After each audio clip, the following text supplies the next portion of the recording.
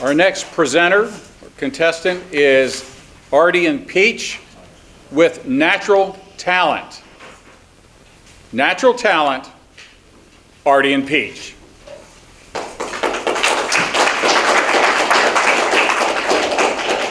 Hold up, Artie and Peach. Put this on. Put it anyway.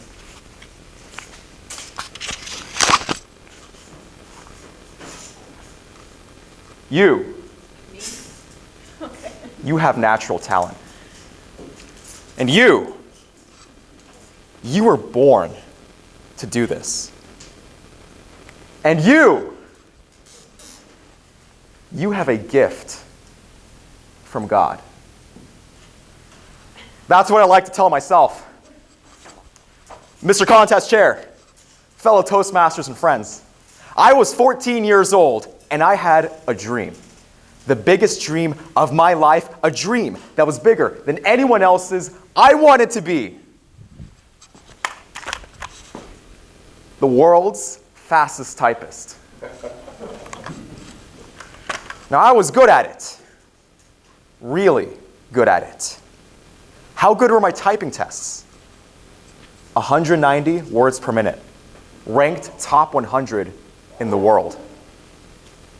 Now, if you were to ask me at the same time, what I get on my high school tests, then, well, let's just say they weren't as good as my typing tests. But that's okay, because you see, I didn't need to be good at school, because I had natural talent for this, but not that. I was at the top of the global speed typing leaderboards. People knew my name.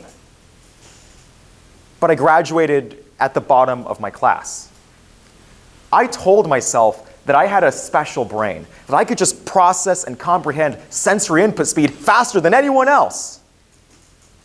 But I still flunked math. How does that make any sense?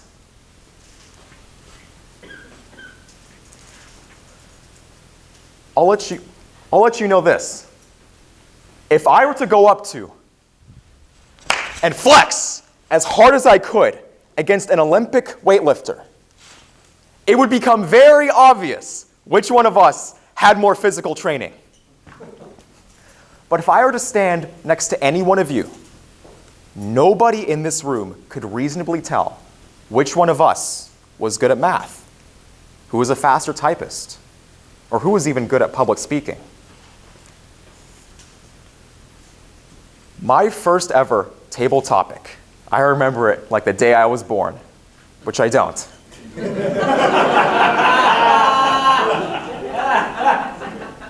I went up onto the stage and they told me I had to do a table topic. And get this, all you had to do was just talk for a minute. How hard could that be? Famous last words. I went up on stage and they told me, what is the best vacation you've ever been on? I just got back from vacation. I was going to ace it. So I went up onto stage and I started to talk. And I talked. And then I stuttered. And then I mumbled. And then I froze. I stood up there in front of a crowd of 20 strangers and I said nothing. I was only saved by that green light.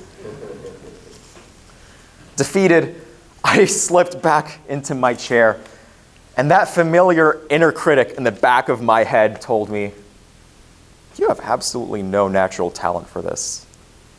I am never doing that again.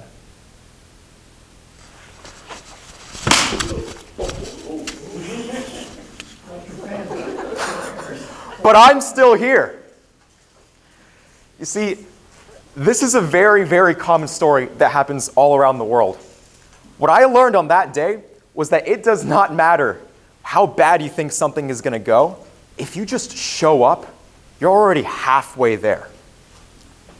Now, this is a common story. Up north in Philadelphia, a man named Aaron was the quietest guy you've ever known. He was a natural introvert. His peers didn't even think he could talk. I think we all know an Aaron in our life. Maybe you're like Aaron. And on the other side of the world, in Saudi Arabia, another man was born with a stutter. The worst stutter anyone had ever seen. It was a physical speech impediment so bad, he could hardly talk. Now, what do these two men have in common? One, they weren't all that different than you or me. If anything, they started out at a much lower skill floor than us.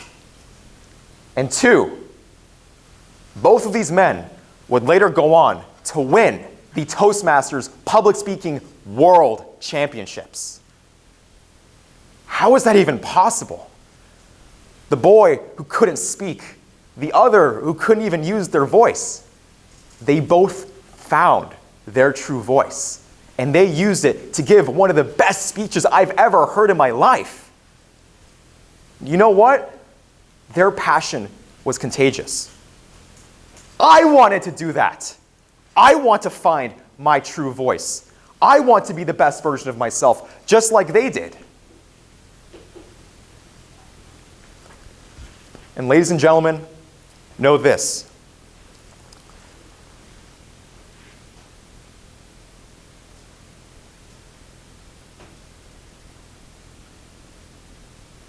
If you fall to the limit of your inner critic, then you will have sold not only yourself, but the entire world short. Thank you.